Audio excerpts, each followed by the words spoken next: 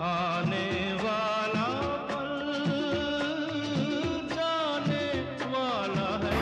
कसं वाटतंय? असं काम करायचं का नाही ना? मळकट कपडे होते, लोक तुमच्याकडे वाईट नजरेने बघत. मनुष्य जन्म एकदाच आहे की नाही बाबा? आपल्याला सार्थकी लावायचंय की नाही?